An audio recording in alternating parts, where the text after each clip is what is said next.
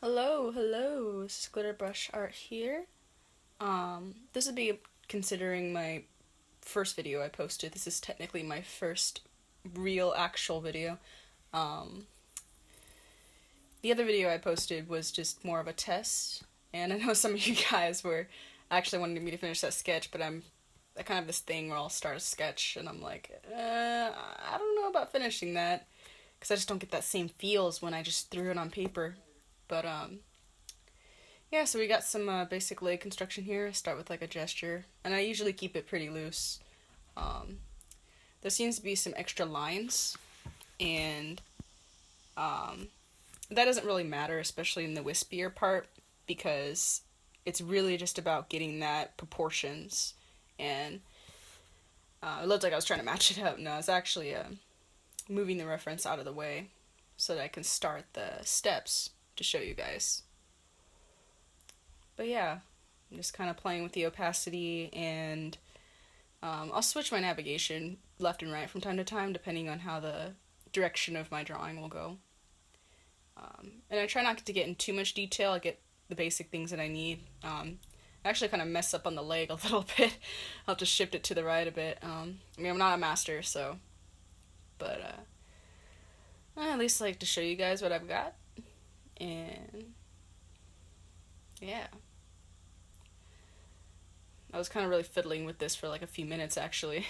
The ankle part, I don't know why, I just couldn't. I think that's just not a very common type of ankle movement. I mean, most people aren't standing on their tippy toes anyway, so. But I found it really elegant when I was picking out reference, which I recommend you guys do, is definitely use reference if you want to learn how to draw from life. Life is your reference.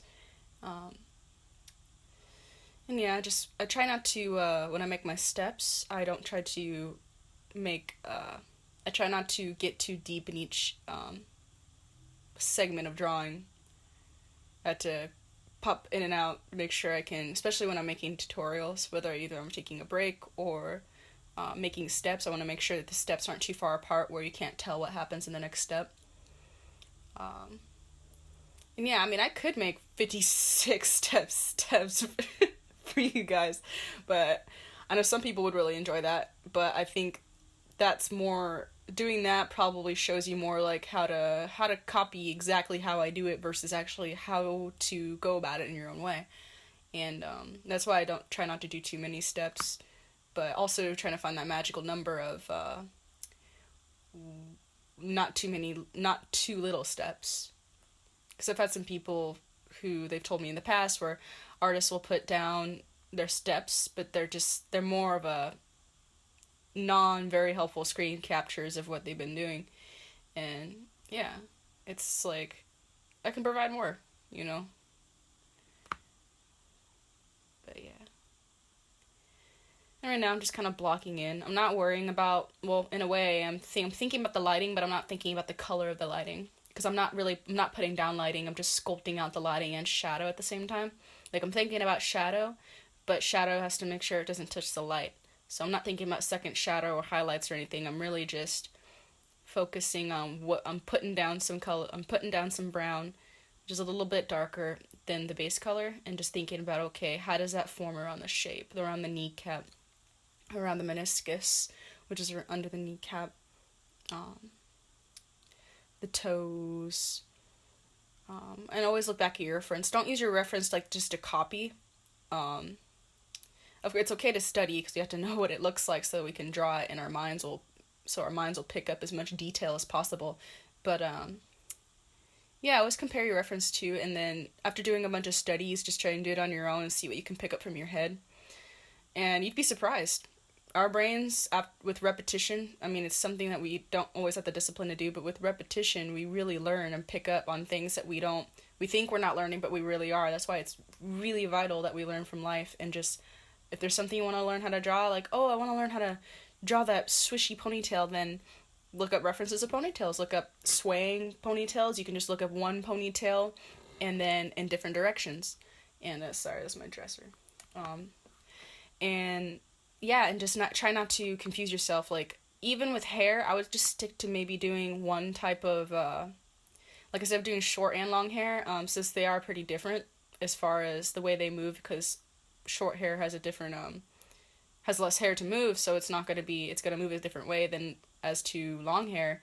You know, things like that, it can get confusing in a study process. So if you're going to do, like, let's say long hair, I would just, getting a little off topic here, I would just stay with, like, different types of long hair. But, like, as far as doing legs, I imagine them as two sticks, and if you can think of them as two sticks, then you're good to go. Two sticks with lumps and skin. I know it's a bit morbid, but yeah.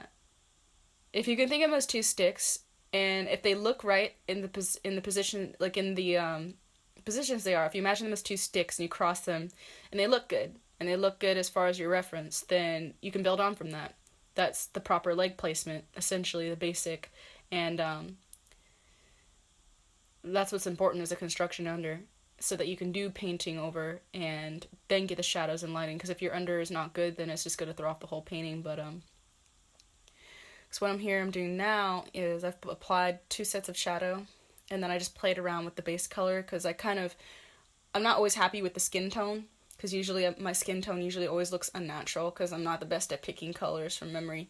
I still need to practice a little bit more, but my skin tone actually always comes out like mine in my drawings. I find that often even in my anatomy, the girls and the bodies I draw, and sometimes the faces, for some reason I just ends up looking oddly like me sometimes.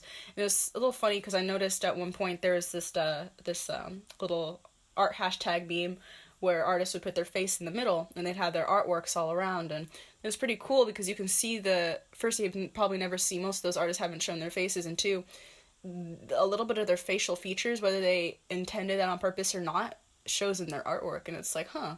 I mean, we look at ourselves every day in the mirror, or at least some of you do, but yeah, and as I was going back before, the subconscious picking up, even when you're doing studies, even when you're not even drawing, just from seeing everyday objects helps build on to the next time of drawing something. And it's like, you don't learn to draw something overnight. You could do 100 studies in one night, and then you can easily draw your own in like a few minutes after, but like the next day, you probably wouldn't be able to recall from memory as you did yesterday or that day before. So that's why it's so important just to do it every day if you can. And it doesn't have to be a masterpiece every day. And I wouldn't consider this a masterpiece at all. This is just a study, because I'm not worried about getting super details. And most masterpieces, unless it's just like hyper realist, they really, especially when they show more of the body, like the whole body of a character or a person, they actually don't go too much into detail. They put detail in the places that matter, because they're not trying to just make some hyper-realistic image. They're trying to tell a story. They're conveying mood. They want the artist's eyes or the audience eyes to be directed to where they want it directed. And it's like, you wouldn't put a bunch of detail into like some tiny little corner of the picture. It's like, no one's going to notice that. They want to know, how do the kneecaps move in junction with the thigh muscles and the tendons.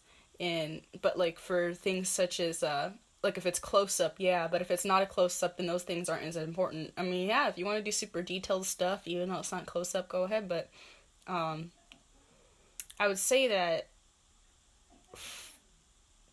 just don't exhaust yourself, because that's a mistake that I made, is that I thought I had to make everything super detailed and had to be perfectly rendered. And I realized I was actually hindering my learning experience because I was so worried about making things look so perfect that I actually wasn't picking up any learning experience from it. And, yeah, the rendering part's it's important, but the rendering part, I was doing it too early. I even see that's the mistake among a lot of amateur artists, is that, well, I don't even like saying amateur. I think everyone makes this mistake at some point in their lives, is that we get into details too quickly. And even when I got over that, I was still finding myself rendering things before I needed to. Like, I would not even put down, like, all the shadow and lighting and such, and I would start rendering in, and it's like, no. It's like, if I do that, then how am I going to add this and add that, then I'll have to re-render, and then details throw you off, because let's say the foot is perfectly, beautifully made, it looks like Michelangelo's toes, and yet you have some kneecaps that look like tortoise shells, and it's just like, I gotta fix that, and then it kind of throws off your whole process. So yeah, but with legs, I just find legs really appealing because they're so dynamic, you know. Even animal legs, like other creature legs, they're just really interesting, um, and there's ways to make things look really nice too. You can exaggerate dynamics in legs. You can change the position, color. Like here, I'm changing the exposure because I want it to be more balanced out. I like contrast. Because with digital art too, I try not to edit too much. I just want to do what I can that's necessary from the image. And yeah, so I'll have to wrap this up here, and I'm glad you guys have been watching my videos, my leaving feedback on tutorials. I'm really grateful. So hit that subscribe button, and I'll see you guys soon. And thanks for watching.